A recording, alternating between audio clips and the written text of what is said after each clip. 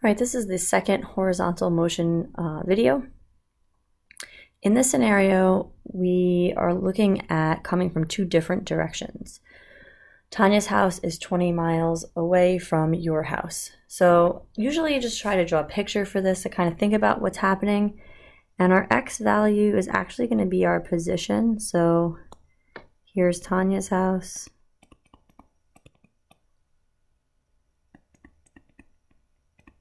And I'm going to start Tanya's house at position 0 on the X. Think number line wise, this is starting at 0.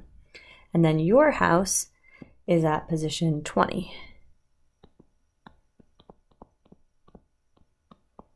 on the number line. Tanya leaves on her run at the same time the next day from her house, traveling in a direct path to your house. So she's going this direction. You leave your house the same time on your bicycle this time, traveling towards her. So you're starting here and going that way. You want to do two different paths just so that you can see and they're not colliding. But what's happening here is Tanya is starting at 0 and she's going in the positive direction. You are starting at 20 and going towards 0 but left, which is our negative direction.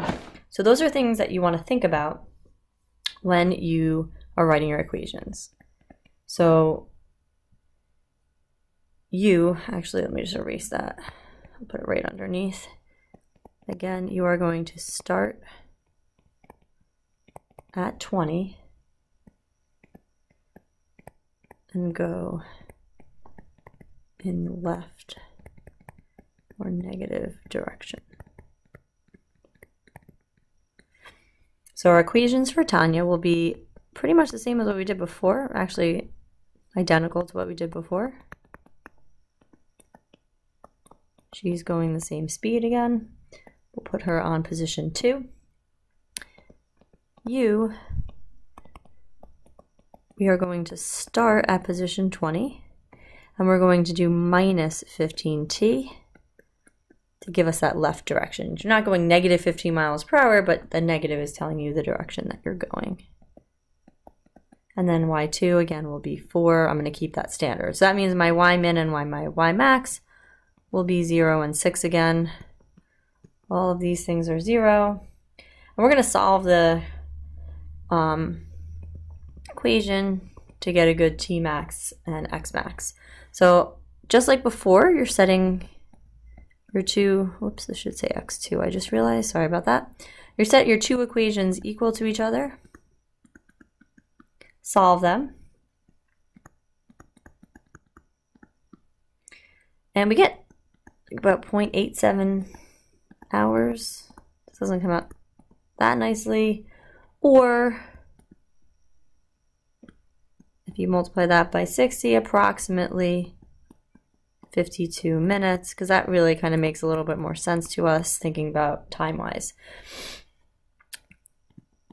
Based off of that, I'm going to put a T-max of 1, which is a little bit more than the 0.87.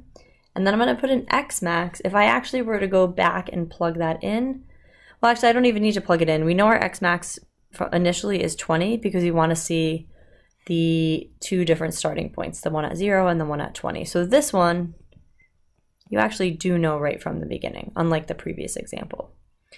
We've already solved the equation.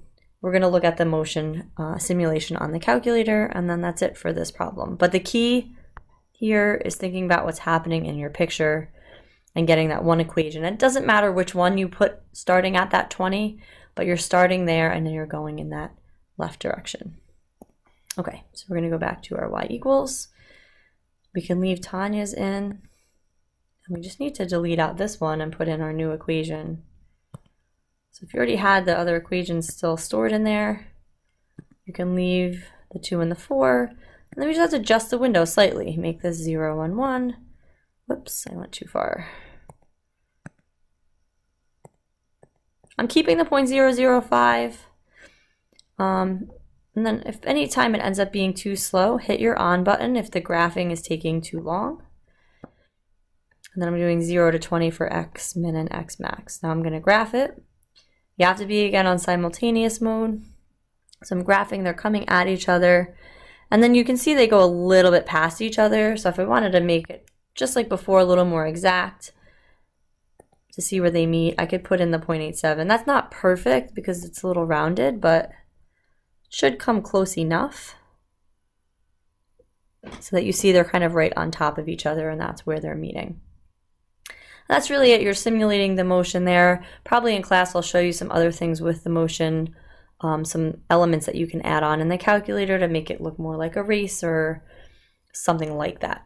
But the key with the calculator is putting them on different paths, and you can stick with the same y1 and y2 always. You can do 2 and 4, 1 and 3, whatever makes sense to you.